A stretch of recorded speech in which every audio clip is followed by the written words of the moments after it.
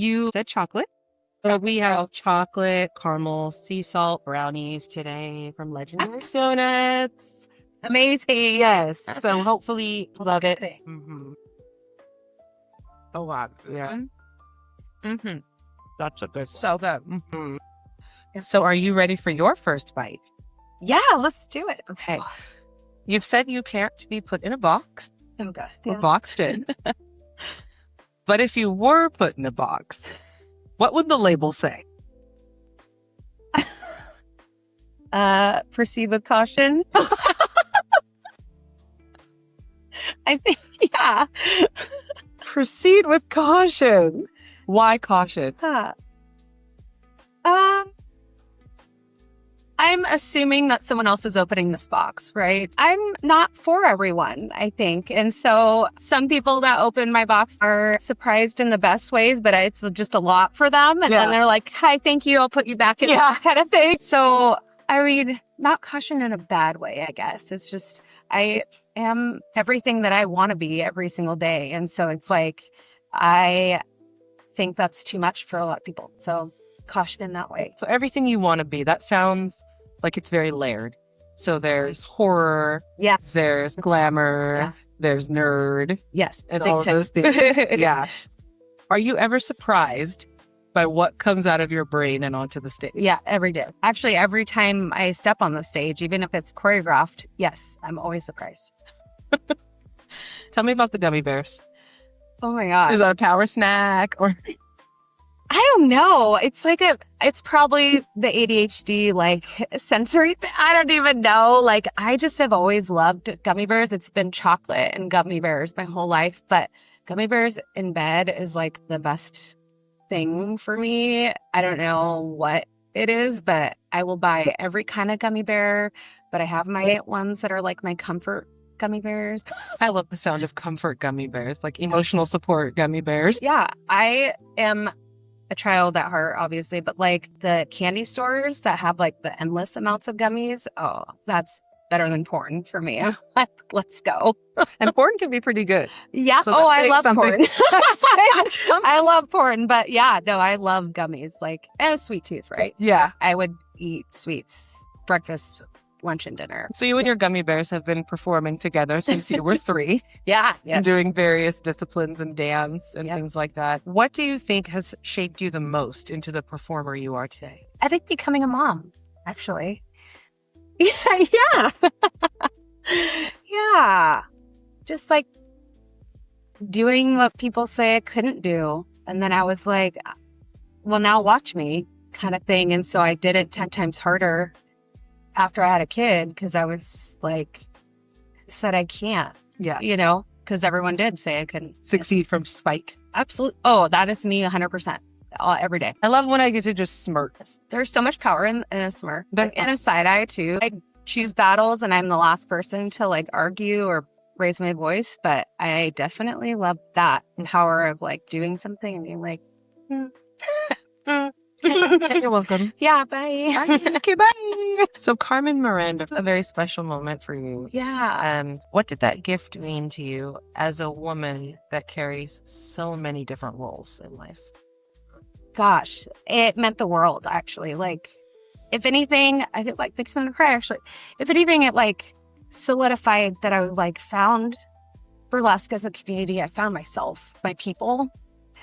Because she realized that it was unfit for her to be performing that act as a non-Latina. So she wanted to gift it to a Latina performer. And that meant the world. I felt so seen. I mean, Carmen Miranda is like, in Brazil, she is our like Marilyn Monroe. She's everything. She's an icon. And so to be gifted that and like someone that I idolize in the burlesque community. And then she became like a mentor to me after she gifted it to me. And so that meant a lot. I don't think she knows this, but she helped shape like who I am in the burlesque world nowadays. Sweet Pea's a powerhouse. Like, and I was like, wow, you see me, I see you, but like, thank you. And it just, it was a gift that is keeping the circle going, but also it keeps moving. And it's beautiful. It's awesome. I love it. Yeah. So how have your acts evolved over time? God, they've evolved big time, actually. I think when I first started being burlesque, I've always loved sex. I've always been very sensual. I've always loved Playboy, and being raised in, partially in Brazil and here, it's like what I was seeing on TV was a lot different than here than other people. And so like visually, I always knew I was going to be like sexy at some point. And so a lot of my acts in the beginning were very much like that, like Catholic schoolgirl type thing, But I will say all my acts were super choreographed at first and very like precise and like fast. And now I've come into this world of like, burlesque, which I love. Mhm. I think now I still am holding a lot of space for that sensual person, but making it in a funny way, like really putting myself truly out on the stage now. I'm not afraid to laugh at myself. I'm not afraid of people laughing at me, like, and being just goofy. And like, I think it's great. And I think it's sexy. Like, I genuinely think women doing things without caring is fucking hot. Carmen Caliente is very large and she's very vibrant. She's very, how do we say, magnetic. Oh, You're very magnetic on stage. How do you balance that and the sparkle with the everyday you? Oh, honestly, I think she's kind of the same person as my everyday me. Not gonna lie. I know walking into the burlesque world, I know that a lot of people separated their stage personalities and their home personalities. Yeah. And I put Carmen as me, but I am quieter at home, like I do that backstage. I bring that backstage. I am quiet. I do always choose a corner to sit in. And I have like my little rituals and stuff. Like I do that at home too.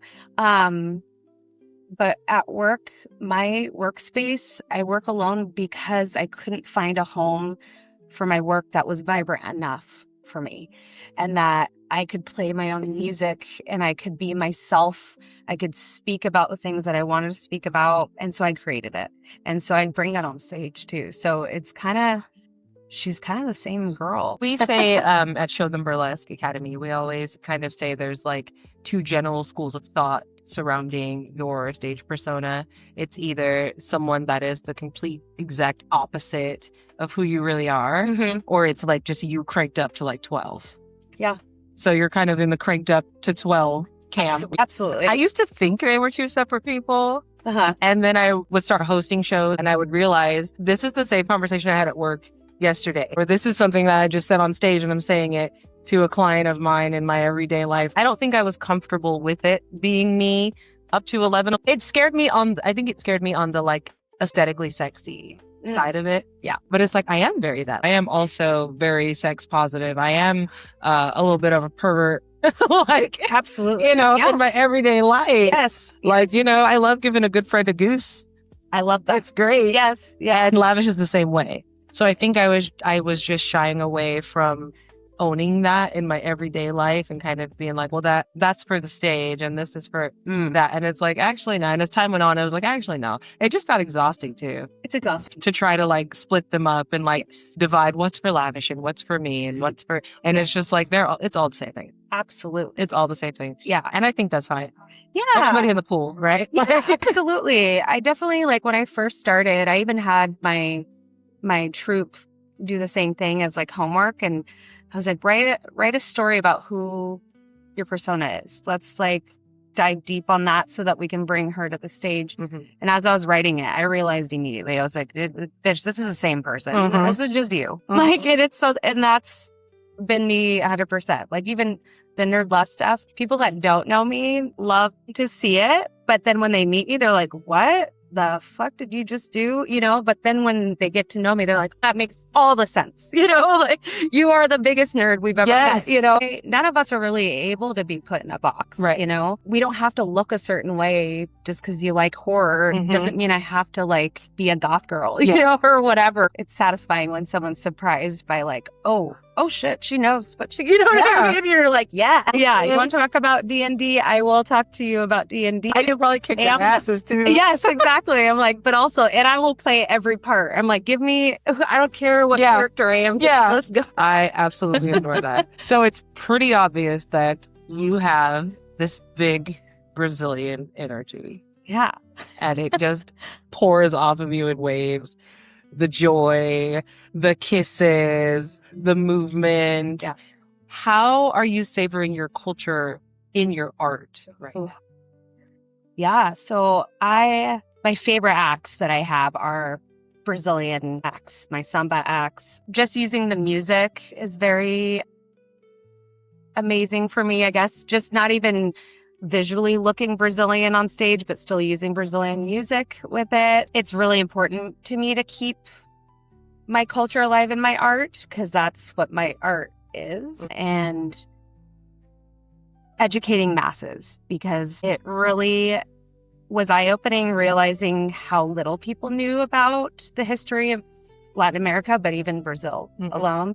I feel like at this point, it's kind of my duty to keep educating. But then also there's a side of me that I keep like my American culture that is in it, you know, is Pig Bundy, which is prevalent in my life big time. You know, I keep both cultures very alive. The Carmen version of Pig Bundy she's spicier, you know.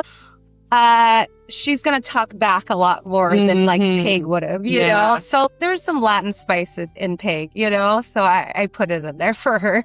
You've said that self-love has been kind of tricky lately for you. Yeah. And kind of been some challenges and some ups and downs that you've been going through. So what does softness look like for you now that you've had to be so strong for so long? Like, how does that feel? Staying still actually has been my like biggest challenge in life, I'd say. And just because it was more of that survival mode that I'd been in, right? That I just couldn't be still or soft as was like, you're a badass bitch. You're, you know, going. So now I'm like, okay, this being still thing, I feel very feminine. Being very still and quiet is like been very nice. My son now is in college and doesn't live with me. So like that's been obviously a huge transition, but it's bringing out a lot more softness because I don't have to just take care of him. You know, it's like me time. So that softness and just like watching Gilmore Girls. I literally was like, when was the last time you watched this? Or took time to like watch something you wanted to watch, you know, but also crying is like a new thing for me too, which is like, of course, when you're going through a hard time, you're going to be more emotional, but not shaming myself for that. And like being like, you've always been emotional. You just showed it in different ways, but like crying is like it brings out this softness in me that I'm like, this is beautiful. Like, you know, and it's okay. And I'm just going to like cry and then move on with my day. And it's okay. Where it used to collapse me. You know, and it used to be like, oh, you're losing at life if you're, you know, crying in the middle of the day. You're sad. Exactly. So just allowing the flow of like whatever comes and whatever you want to do, that's fine. Like, and that is interesting. The evolving into that and like the quietness too has been nice. Like not being the loudest in the room too, and that's okay, you know, which is like so opposite for me, you know. I mean, in high school, I won most likely to hear down the hallway. Oh my God. Yeah. Because I was always like cracking jokes, you know, like yelling, you know, I was so, I don't know, being extra. But now it's like, oh, I can be in a room and just be. I can cackle still, as my son likes my witch cackle, and like, but then just sit there and listen at the same time, you know, and just kind of be in the room and watch more. Just walking away, like that's been in the last few years not my favorite thing to do, but definitely like I have so much power in that now, which I've never had, where I used to try to make people feel better about the situation, or even at work with clients. It's like, I'll sit there and lose sleep over people. You know, it's like, oh, I'm not doing this right. I didn't say the right thing. And now it's just owning what you know. And that's okay. There's so much power in that. And just being silent, because most of the time it belongs to them. Yeah. It's not my problem. I feel like I won a treasure or something learning that. It's been so liberating in life, and just being confident in who I am and my beliefs, I guess, is what it really is. You've said at times you feel too brown for some audiences and also not brown enough for other audiences.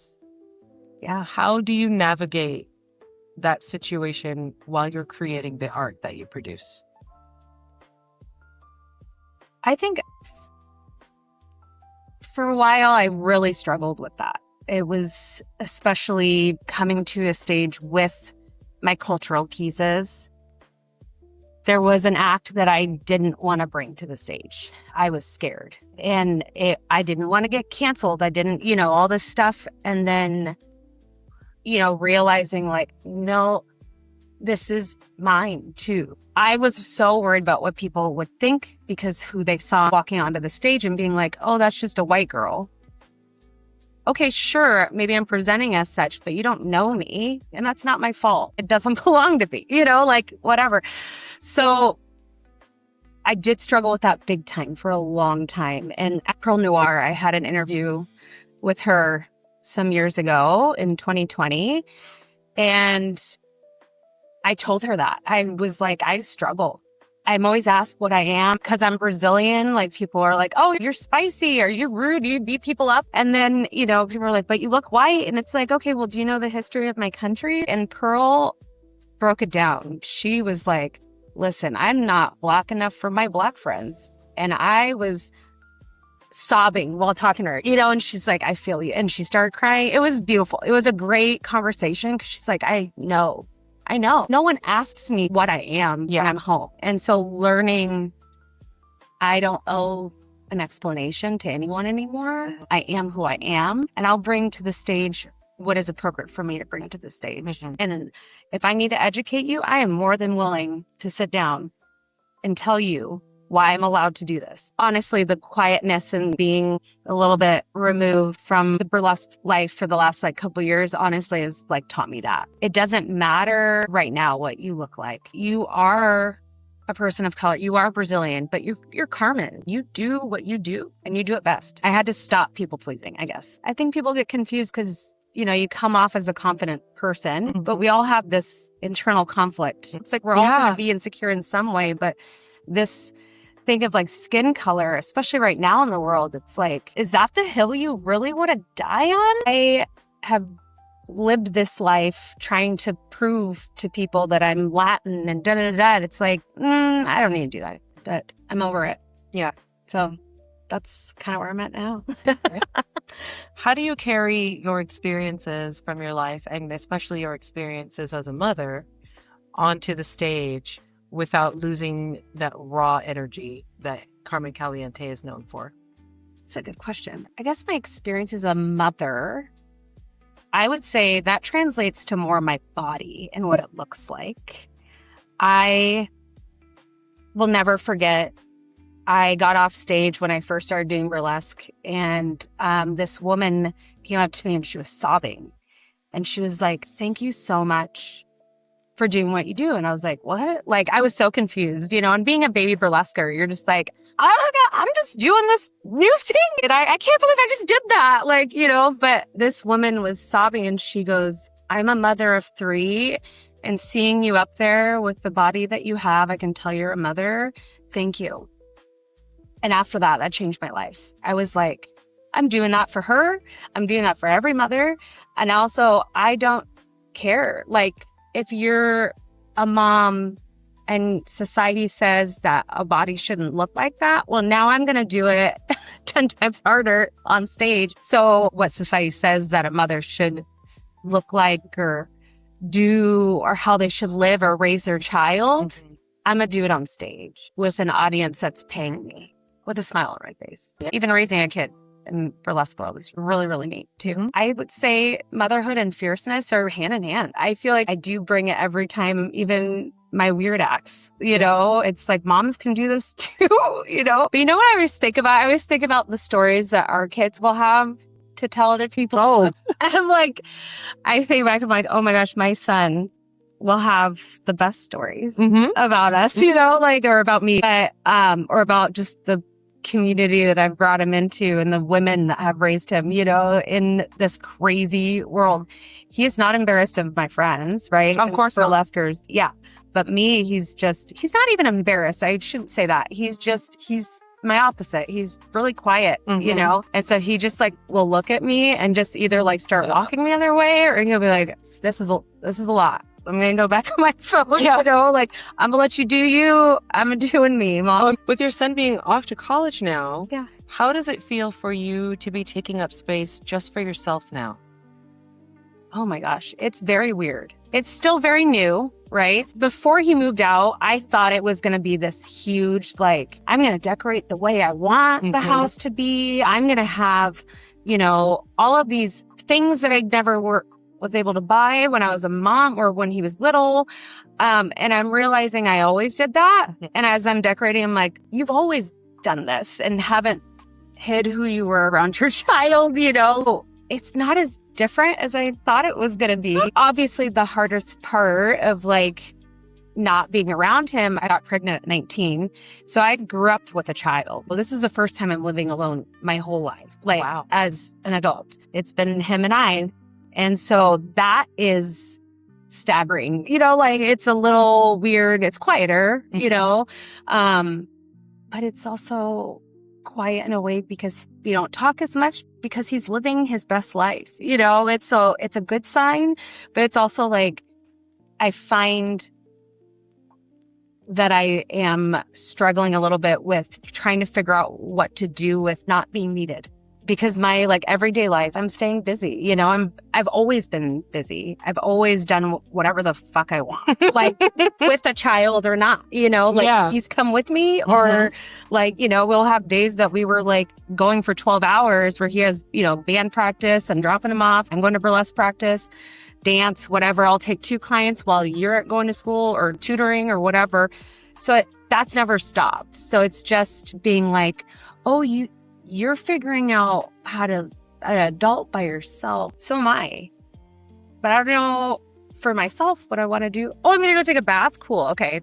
I guess I can learn how to do that. Although I miss it. The little things you do miss. And he comes home. It's not, he's not far. Yeah. But it's different. It's not a bad different though. And it's so new still. Dating, I guess, has been the biggest pivot, the biggest change. Because I've always been very protective of my child in my home and not let people in. Whereas now it's it's my space. I mean, I still am going to protect it. Obviously, it's my space. That's weird. I've never even said that. You know what I mean? What misconceptions about you and your art do you wish people would shed when they see you perform on stage? When people see me on stage, what I'm told is that they assume I'm this sex addict, that I breathe and eat and drink sex. I mean, I do, but that doesn't define me. I think with how goofy I can be on stage and whatnot, I can probably come across a little not to be taken seriously. And I mean, I've gotten this far in life by myself. I can raise a kid by myself and do all of this by myself. So I think that there's a little bit of that where I'm oh yeah, I can be funny, goofy, haha, and bumbling, whatever, but I'm not that way. Also the nerd aspect. I mean, that's kind of the biggest one, where those people that have never known that I do nerd acts or nerdy acts, and they just see my staple acts or whatever and don't know about that nerdy side. And then they sit down with me and they're whoa, oh shit. Yeah. Yeah. I think that's it. Cause I come across pretty genuine. I have nothing to hide, really, especially on stage. I can understand how people would either try to throw you in the bimbo camp or the nympho camp, and they're it's either you're dumb as a fucking post, or you know. Well, she must be a whore then. And so what? No, exactly. And it's also, like, so that's what? also, yeah. At least I'm making money doing that. It's also the visuals that I put on Instagram. You know, I'm sure people have a ton of misconceptions about me on there. And that is a persona. My online presence is a persona. Right. I will admit to that. And that, I think, who doesn't? Yeah. You know, but I'm sure the nympho stuff on there, I'm like, you can believe that. Yeah. And then pay me. I love that. Are you ready for your last bite? Yeah, let's do it. Okay. What would you write in a letter to younger Carmen, the one that's just starting out? Ooh. That like almost makes me want to cry again. I'm like, oh my God. Burlesque is going to help you survive. That's it. Or just get through it. Yeah. Just life. It's your people. It's your expression. Everything that is going to happen to you, you're going to put it on stage and it's going to be great. And you're going to heal from that. Burlesque is going to heal you. Yeah. But because I started Burlesque, just whatever is fun, you know, whatever. Now I'm like, she doesn't know. She did not know who it was going to give her and what it was going to give her is the most precious gift. If I could just go back and sit at my own feet, like if I could just put little me at my own feet, and be like, baby, let me tell you something. Girl, it's gonna be hard. It is not gonna be easy. Yeah, you're gonna be too black. You ain't gonna be black enough. You're gonna be too smart. You're not gonna be smart enough. You're always gonna be just a little less and just a little more than what people think you should be. Absolutely. But you know what? So what? Be all of those things. And Burlesque allows that. There's just so much room to find yourself, to rediscover, to reinvent, to recreate, to come back to life. It's amazing. It is amazing. It's crazy. My dad, when I was graduating high school or like leading up to graduating, I was so that kid that was like, I'm not going to college. Like, oh. But I was offered an opportunity to study dance as a ballerina. And I was like, oh, maybe I should do that because, you know, I wanted to be a fly girl. Yes. But I was like, I want to go to school for that. That's amazing. You know, I didn't know it was a thing. And my dad sat me down while I was like kind of choosing or trying to choose what I wanted to do. And he was like, listen, he's like, you're going to age out of that. Dancing, you're going to age out of. Because fly girls, how old are they? You know, like backup dancers and, you know, whatever. And do go to school for something you can get money for, some income that you're good at. You know, you like aesthetics, you know, whatever. I was like, yeah, that's right. And then he's like, but dance will always be there.